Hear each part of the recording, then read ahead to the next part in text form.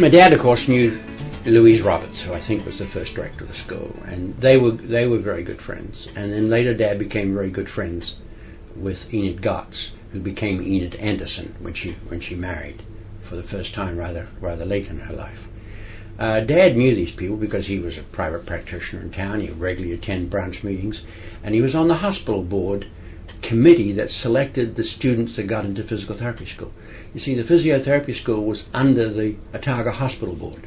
It wasn't in the university. It had a very loose attachment with the university. So Dad was on that committee, which obviously sort of just said yes to everybody at the school. Said, we recommend the cutoff point be here, and that board would do that. But Dad was on those kinds of committees. Anyhow, he knew Enid Gotts quite well, and later her husband, Tom Anderson. And she was a frequent visitor in the house, and she saw me grow up from a young child to a young man who came to the physical therapy school. I think because from the very outset I was kind of different in some ways, like I was one of the few men, and I wanted to go swimming and play rugby, and I couldn't play rugby on Wednesdays for the varsity, so I had to go play for the Union Club and things of that nature. She became aware of my personality, and I would say aggressiveness, assertiveness in those days. I wish it had not been too aggressive. I think I was. But certainly the assertiveness that I had, that I was going to go overseas and study and train and do these things. And she wanted to be supportive of me because she was a friend of my dad's, and I think she kind of liked what I was trying to do. And that put her in a very difficult position with the other faculty. When I graduated, I mentioned earlier that I started a clinic. I said I'll work at the hospital, but only if I treat backs, because that's what I want to do. I want to get as much practice as I can because I'm going overseas in a year or two to study backs. She allowed that to happen. That upset some faculty and staff at the clinic, that I was just a new graduate, able to do, allowed to do just this.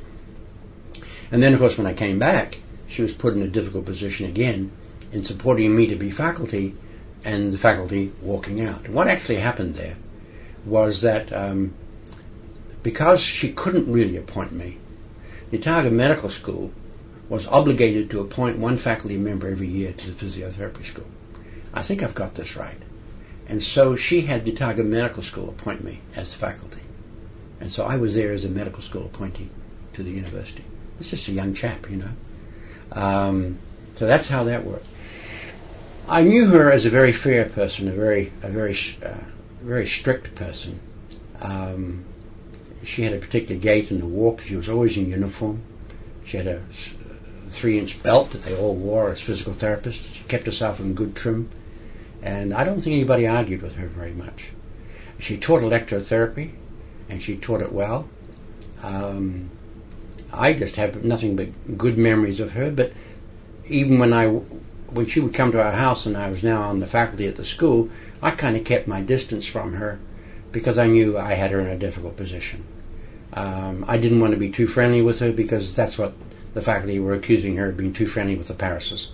And that's why I had a position at the school that I shouldn't have had.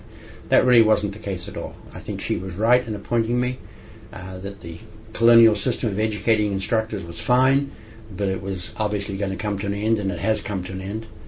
And I was probably one of the first ones to sort of break that tradition and yet be allowed to be a teacher. Even Frank Whedon Sr. and Frank Whedon Jr. both went to England to train to be teachers. I was the first teacher, I think, that did not train in England to be a teacher. And she was far-sighted in that way. And I thanked her for that, of course.